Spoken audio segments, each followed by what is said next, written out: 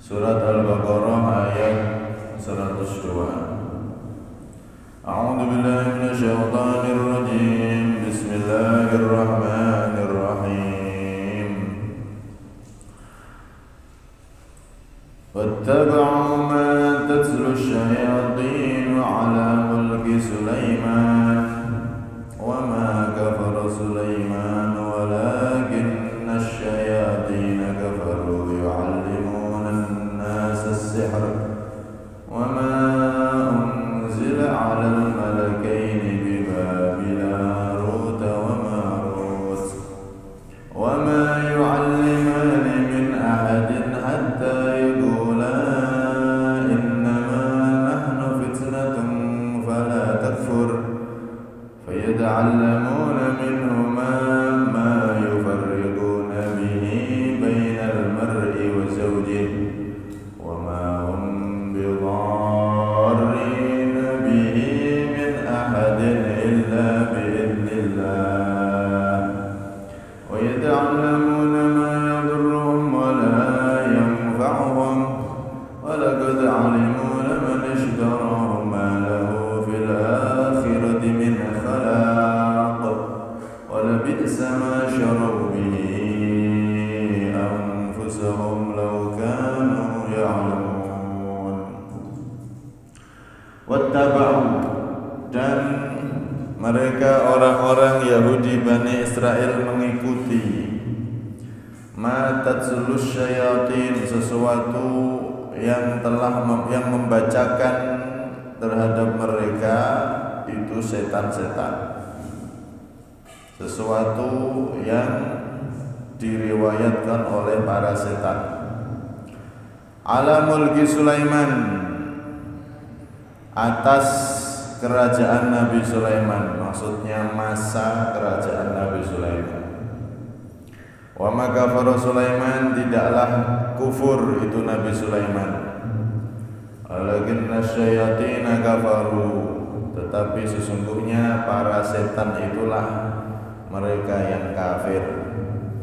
Yu'allimuna an-nasa as-sihr, mereka mengajarkan kepada manusia ilmu sihir.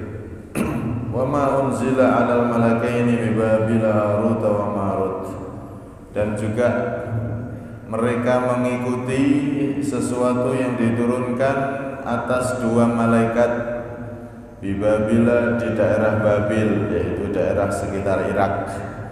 Harut wa Marut, yakni malaikat Harut wa Marut. Wa ma yu'allimani min ahadin, dan tidaklah keduanya mengajarkan min ahadin kepada seseorang hatta yaqula, sampai keduanya mengatakan innama nahnu fitnah, sesungguhnya hanyalah kami ini fitnah, cobaan. Fala takfur, maka janganlah engkau kufur. Fayata'allamuna minhuma ma yufarriquna bihi bainal mar'i wa zawjihi, kemudian mereka orang-orang yang ahli sihir itu, atau mereka orang-orang Yahudi Bani Israel, mempelajari dari keduanya ma yufarriquna bihi bainal mar'i wa zawjihi. Mereka orang-orang yang ahli sihir mempelajari dari keduanya sesuatu yang bisa dipakai untuk memisah antara seseorang dengan pasangannya, suami dengan istrinya atau istri dengan suaminya. Wa ma hum bidarrina bihi min ahadin illa bi'idznillah, dan tidaklah mereka orang-orang yang melakukan sihir itu bisa membuat bahaya dengan sihirnya terhadap seorang pun kecuali dengan izin Allah. Wa yata'allamuna ma yadurruhum wa la yanfa'uhum, mereka mempelajari sesuatu yang justru membuat mereka berbahaya dan tidak bermanfaat untuk mereka. Walaqad 'alimu, dan benar-benar mereka telah mengetahui laman ishtarahu ma lahu fil akhirati min khalaq, sungguh orang yang membeli sesuatu tersebut yang memilih sesuatu tersebut, yakni sihir tadi, ma lahu fil akhirati min khalaq, maka tidak ada bagi dia di akhirat min khalaq, bagian ay nasibun fil jannah, bagian di dalam surga. Wala bi'sa ma syaru bihi anfusahum, dan sungguh sejelek-jelek sesuatu yang mereka membelinya dengan diri mereka. Lau kanu ya'lamun, andaikan mereka mengetahui hal tersebut. Hadirin yang dirahmati oleh Allah, ayat ini panjang. Yang jelas intinya, mereka orang-orang kaum Yahudi Bani Israel itu selain membuang kitab di belakang punggung mereka, sebagaimana yang telah diterangkan kemarin, kitab Taurat yang tidak cocok dengan mereka dibuang di belakang, alias sama sekali tidak dilihat dan tidak mau mengakui. Kalau sudah berkaitan dengan Nabi, berkaitan dengan Islam, mereka tutup mata. Setelah membuang kitab tersebut, mereka pun mengikuti sesuatu yang dibacakan oleh setan di zaman Nabi Sulaiman. Dan mereka menganggap Nabi Sulaiman itu adalah orang yang ahli sihir dan kafir. Dan juga mereka mengikuti sesuatu yang diturunkan kepada dua malaikat di daerah Babil, yaitu di daerah Irak, Harut Marut, malaikat Harut Marut. Nah, jadi di sini ada dua hal yang mereka buang dan ada dua hal yang mereka ikuti. Pertama tadi, mereka membuang kitab dan tidak mau mengikuti para nabinya. Kitab dibuang alias tidak diikuti, dan para nabinya juga dibuang alias mereka juga tidak mau mengikuti. Dua ini dibuang sama orang Bani Israel. Kemudian mereka mengikuti dua hal. Pertama, sesuatu yang dibacakan oleh setan di zaman Nabi Sulaiman, nanti akan diterangkan. Yang kedua, mereka mengikuti sesuatu berupa ilmu yang diturunkan kepada dua malaikat, yakni Harut wa Marut. Dua hal ini mereka ikuti. Apa itu sesuatu yang dibacakan atau diriwayatkan oleh setan? Jadi ceritanya, zaman itu Nabi Sulaiman, beliau punya banyak istri. Sulaiman kan raja, bahkan dalam riwayat istri beliau dan jariyahnya itu sampai 1000. Agak-agak wong rojo. Makanya ketika Rasulullah, istri beliau ada 11 dengan Siti Khadijah. Itu orang-orang kafir yang membenci Islam, mencibir Nabi Muhammad SAW. Lah yo, dalam Islam laki-laki kalau memang mampu dan bisa adil boleh nikah mentok 4. Lah kok Muhammad nikah sampai 11? Ini namanya jargoni, iso ngomongi gak iso nglakoni. Itu kata mereka orang-orang kafir yang membenci Islam. Padahal mereka tahu para nabi itu beda dengan orang biasa. Mereka tahu para nabi-nabi dulu itu lebih banyak istrinya, termasuk ini salah satunya Nabi Sulaiman, istrinya sampai 1000 istri dan jariyah. Nabi Muhammad baru berapa? 11 Siti dibanding nabi-nabi dahulu, dibanding Nabi Sulaiman, tidak ada apa-apanya. Nah, dan itu banyak jawabannya di situ. Ada juga segi syariat, tapi kalau kita bahas ke sana nanti gak cukup waktunya.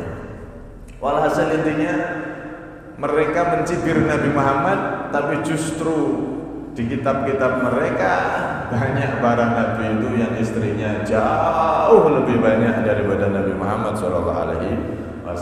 Kalau mereka mencibir Nabi Muhammad nikahnya karena nafsu, lihat seluruh istri Nabi semuanya janda kecuali Siti Aisyah saja. Makanya Sayyidina Abu Bakar dijuluki Abu Bakrin, ayah perawan, karena Sayyidina Abu Bakar ini anaknya Siti Aisyah, satu-satunya perawan yang dinikah Rasulullah, semuanya janda. Nah, kalau untuk nafsu, maka tentunya semuanya perawan, itu semuanya tertolak.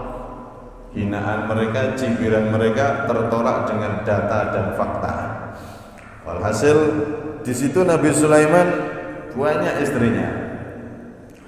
Salah satu istri beliau ada yang menyembah berhala tanpa sepengetahuan Nabi Sulaiman. Jadi di kerajaan beliau berhala disembah. Nabi Sulaiman tidak tahu. Misalnya kayak bojo. Saya buat bayang. Selama 40 hari salah satu istri beliau itu nyembah berhala. Maka karena Nabi Sulaiman tidak tahu, tapi ini terhitung teledor, Nabi Sulaiman pun diuji oleh Allah, hilang kekuasaannya selama 40 hari sesuai dengan kejadian istrinya, salah satu istrinya yang nyembah berhala 40 hari. Cerita ketika kekuasaan Nabi Sulaiman hilang sementara itu dimulai ketika Nabi Sulaiman mau ke kamar mandi. Biasanya beliau kalau ke kamar mandi itu nyopot cincinnya. Beliau punya cincin. Nah, cincin inilah yang jadi jimat beliau, kekuasaan beliau bisa menguasai seluruh dunia, bisa menguasai bahkan bukan hanya manusia, jin, setan semua tunduk sama beliau gara-gara cincin ini. Cincin sakti. Tapi itu atas kehendak Allah Subhanahu wa taala. Nah, cincin ini ketika beliau mandi biasanya dicopot, ditaruh di luar. Saat itu beliau mandi, taruh di luar, dan biasanya beliau menitipkan pada salah satu istrinya yang bernama Al-Aminah. Al-Aminah salah satu istri yang paling dipercaya sama beliau. Dan dititipkan sama beliau, tolong bawa cincinku, aku mau ke kamar mandi. Benar, masuk ke kamar mandi. Di dalam kamar mandi kemudian ada satu jin yang namanya Sakhr. Jin ini berubah wujud, nyamar seperti wajah Nabi Sulaiman, seperti Nabi Sulaiman sudah. Nabi Sulaiman padahal masih di dalam kamar mandi. Jin ini nyamar berbentuk Nabi Sulaiman, kemudian datang ke Aminah tadi. Wahai Aminah, mana cincinku? Nah, si Aminah ini lihat ya, memang wajahnya wajah Nabi Sulaiman. Akhirnya dikasihkan. Setelah dikasihkan, dipakai cincin ini oleh jin tersebut, dan akhirnya jin ini pun menjadi raja sebagaimana Nabi Sulaiman menjadi raja. Singkat cerita, saat itu Nabi Sulaiman pas keluar dari kamar mandi, kemudian minta ke istrinya, "Wahai Aminah, mana cincinku?" "Loh, kamu bukan Sulaiman." "Wong dia sudah ngambil tadi, kamu bukan Sulaiman." Akhirnya tertuduh itu Sulaiman palsu. Beliau pun terusir dari kerajaannya sampai 40 hari. Ya. Dikuasai oleh jin tadi itu. Akhirnya setelah 40 hari Nabi Sulaiman pun singkat cerita berhasil mendapatkan cincin tersebut, dan beliau pun kembali menjadi raja. Kekuasaan beliau kembali ke tangan beliau. Akhirnya jin tersebut ditangkap oleh tentara Nabi Sulaiman dan dicor dengan besi dan timah. Kemudian dihukum Nabi Sulaiman dan dilempar ke tengah samudra. Semuanya saat itu tunduk kepada Nabi Sulaiman alaihissalam. mau manusianya, mau jinnya, bahkan setan semuanya tunduk pada Nabi Sulaiman, seluruh dunia. Nah, ketika Nabi Sulaiman kehilangan kekuasaan tadi itu, para setan-setan itu mereka menyisipkan ilmu-ilmu sihir di kitabnya Asif. Asif ini sebagaimana kemarin disebutkan, tatkala orang Yahudi mereka mendatangi Nabi dengan membawa kitab Taurat, kemudian dibandingkan dengan isi Quran, cocok, klop, sinkron. Akhirnya mereka membuang Taurat itu, alias gak mau pakai. Mereka mengambil kitabnya Asif dan juga mengambil sihir Harut wa Marut. Jadi kitab itu ada satu kitab yang ditulis oleh Asif. Asif ini adalah gurunya Nabi Sulaiman. Guru Nabi Sulaiman ketika waktu kecil, saya ngulang ngaji niku Asif. Asif bin Barkhia. Dari kecil sampai Nabi Sulaiman jadi raja, Nabi Dawud wafat, Nabi Asif ini diangkat jadi penasihat beliau. Setiap Nabi Sulaiman ngomong apa ditulis sama Asif, tulis, jadilah satu kitab. Dan kitab tersebut ditaruh di bawah singgasana Nabi Sulaiman. Nah, ketika Nabi Sulaiman kehilangan kekuasaannya tadi selama 40 hari, itu setan menyisipkan ke dalam kitabnya Asif ilmu-ilmu sihir di situ. Satu halaman disisipi 2 halaman sihir, satu halaman disisipi 2 halaman sihir. Terus sehingga kitab itu penuh dengan sihir, ilmu-ilmu sihir.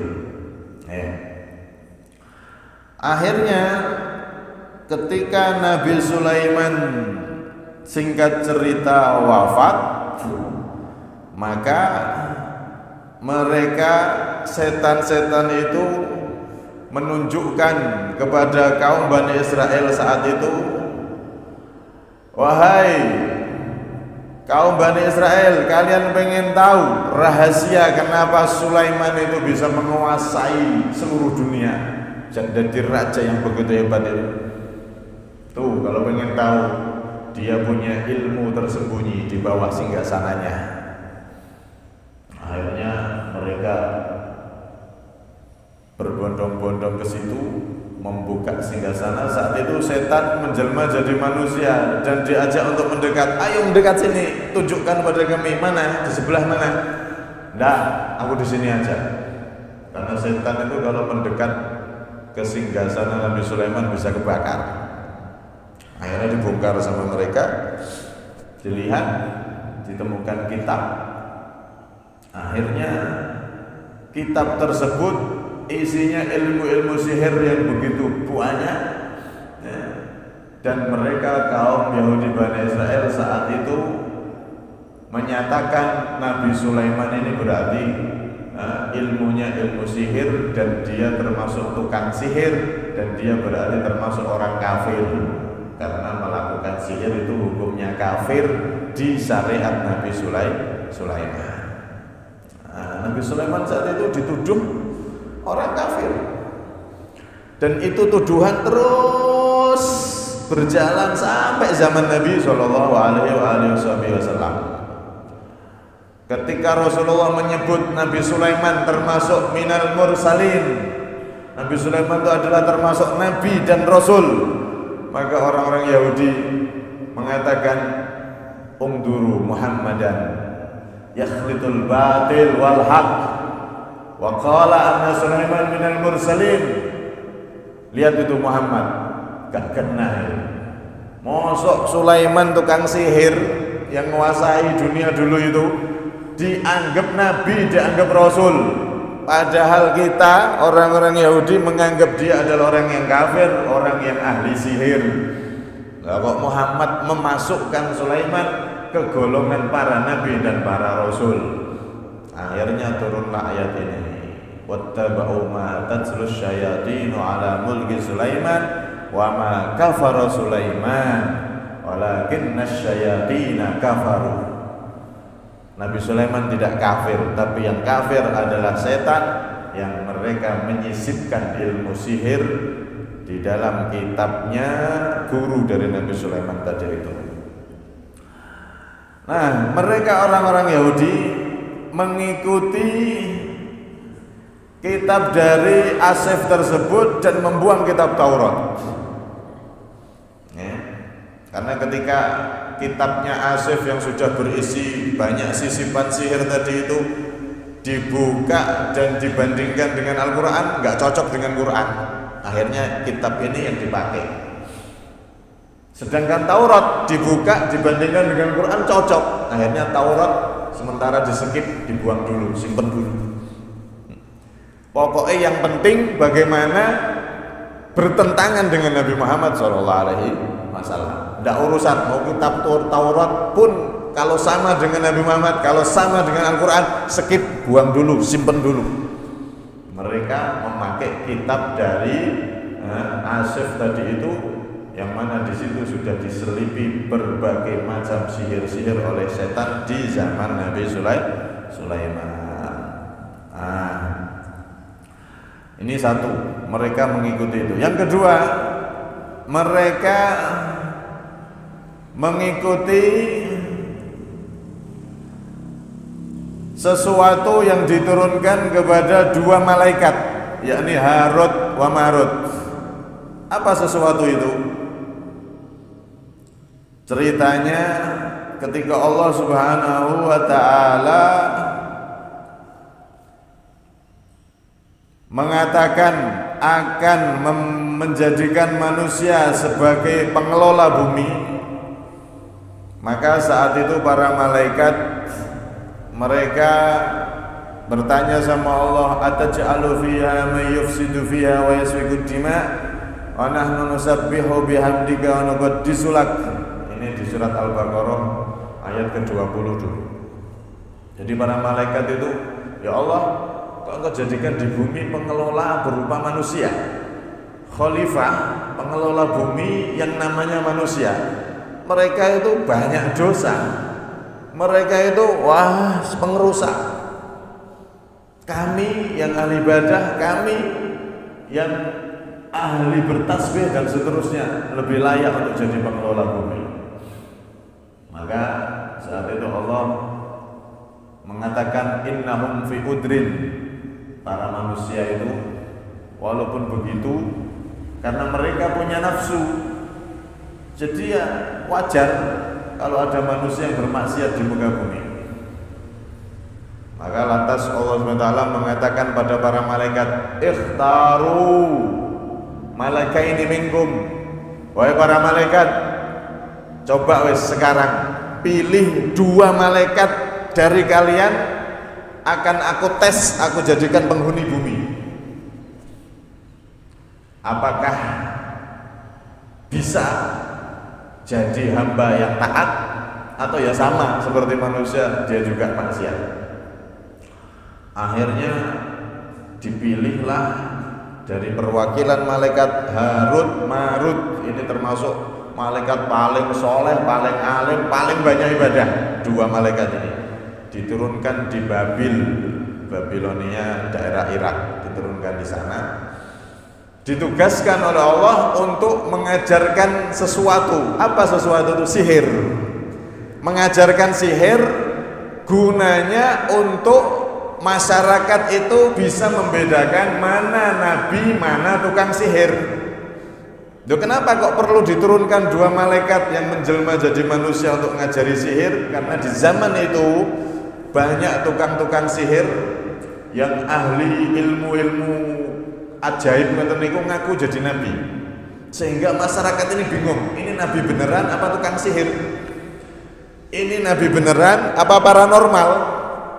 Nah, bisa mengeluarkan keanehan-keanehan. Maka diturunkan dua malaikat ini, intinya ngajari bahwasanya sihir itu begini diajarkan. Tapi setiap mengajarkan, dua malaikat ini ngomong, awas lo ya, ini cukup untuk diketahui, jangan diamalkan, agar kalian bisa membedakan mana yang benar-benar nabi, mana yang benar-benar rasul, dan mana yang tukang sihir ngaku-ngaku jadi nabi. Karena zaman itu itu banyak yang ngaku-ngaku jadi nabi dengan kesaktiannya tadi itu. Akhirnya sudah ya, dalam riwayat Harut Marut ini akhirnya ketika turun di bumi ketemu sama satu wanita yang cantik, dan singkat cerita Harut Marut ini kefitnah sampai akhirnya mabuk, sampai akhirnya membunuh orang, sampai akhirnya berzina dengan wanita tersebut. Akhirnya Harut Marut ini disiksa di satu sumur yang ada di Babilonia, di Babil tadi itu, sampai hari kiamat, sampai sekarang disuruh milih sama Allah, kamu tak siksa di dunia atau di akhirat? Maka keduanya milih siksaan di dunia. Sampai sekarang Harut Marut disiksa sampai hari kiamat. Timbul pertanyaan, loh ini kan malaikat kok bisa maksiat? Untuk menunjukkan tadi itu bahwasanya pengelola di bumi itu memang dipilih oleh Allah manusia, walaupun mereka ada yang maksiat, tapi ada para rasul sebagai utusan yang akan membenahi mereka. Malaikat kok maksiat? Maka para ulama mengatakan, walaupun ini riwayatnya masih simpang siur alias banyak pendapat di situ, tapi yang jelas saat itu malaikat Harut Marut dibentuk, dijadikan seperti manusia. Maka kalau sudah berbentuk manusia, dia punya nafsu dan akhirnya bisa bermaksiat. Jadi nggak ada iskal di situ. Nah akhirnya singkat cerita itu ilmu yang diajarkan Harut Marut yang sebetulnya untuk menjaga diri, malah dipakai orang-orang Bani Israel, dipraktekkan dan dijadikan sihir beneran.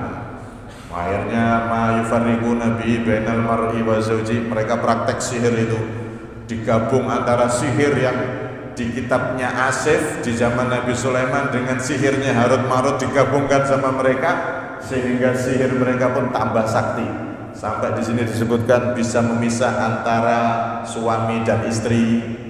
Nek wong seneng bojone wong, iki ben tukaran piye, ben cerai piye, setelah itu dinikahi dia. Memisah antara suami dan istri itu dengan sihir mereka, dan ini terus berkembang sampai zaman sekarang. Sihir itu macam-macam, ada yang dibikin sakit, ada yang dipisah antara toko sama pembeli, tokonya buka tapi kok ketok tutup terus, itu ada, sihir itu ada ya.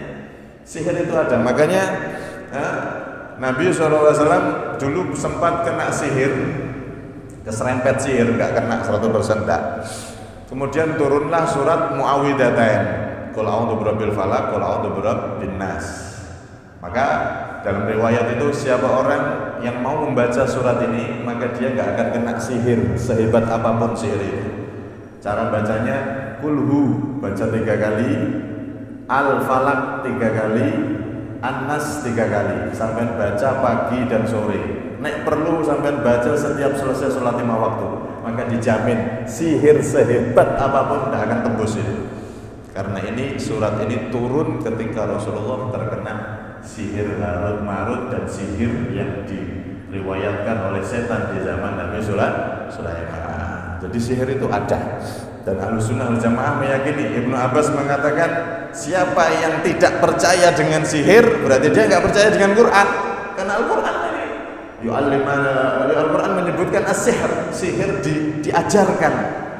Sebetulnya dulu Harut Marut mengajarkan sihir bukan untuk diamalkan, tapi untuk menjaga diri. Kalau ada sihir, cara nanganinya begini, diajarkan seperti itu untuk penjagaan. Malah diselewengkan, malah dijadikan beneran jadi ilmu sihir. Allahu a'lam bishawab. Rada offset sedikit.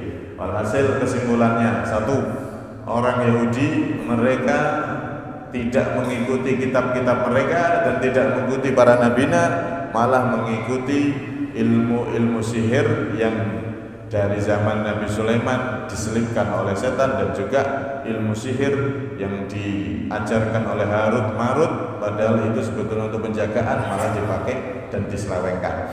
Kemudian yang kedua, sihir itu nyata, ada.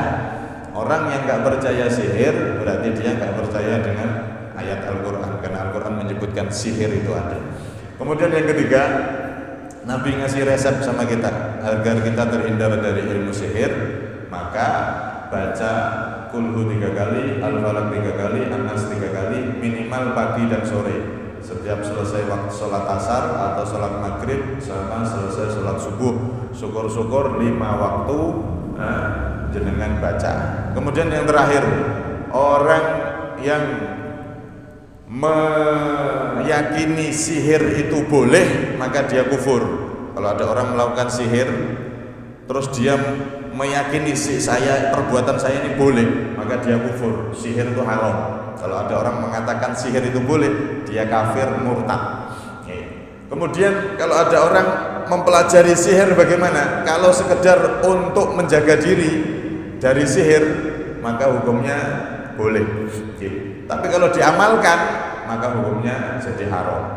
Nah, itu ada beberapa hukum di sana. Yang jelas Nabi SAW sudah memberikan kita agar kita selamat dari gangguan sihir, karena memang itu benar-benar ada. Wallahu a'lam bishawab.